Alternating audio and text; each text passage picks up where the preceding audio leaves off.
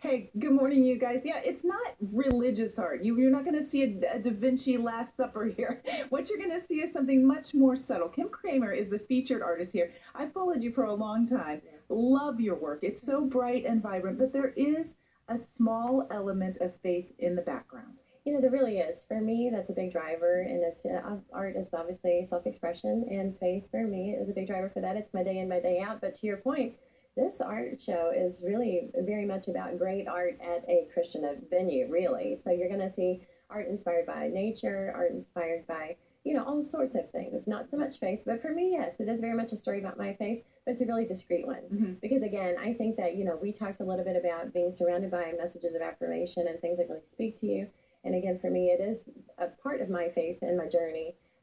And then a lot of color and texture and things that I like to be surrounded by and make me happy. So let's talk about this one right up here, Matt, if you can get this one. You call it Invisible Hands. Right. And this is actually one of my newer pieces. And again, a lot of color and texture.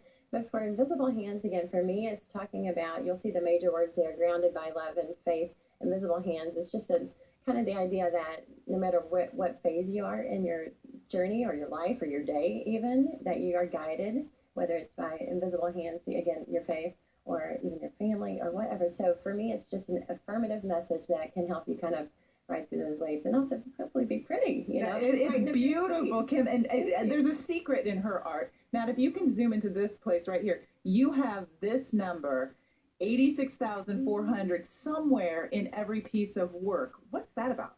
So 86,400 is the number of seconds in the day, and it is kind of funny because I hide them, and you'll see people come in, and it's almost like a scavenger hunt. Like they'll go from each piece, and sometimes I just let it ride, and I let them look. But yeah, it's the number of seconds in the day, and again, for me, it's a reminder to be present. So you have that many choices to make every day. You have a chance to choose a new every second. You get a kind of a path to choose and be something different, not just every day, but every second. So that's the number of chances you have each day to kind of do that. And if you come and look at Kim's art and decide to buy some of Kim's art, you will have affirmation and inspiration in your space too. Kim, do you have a favorite?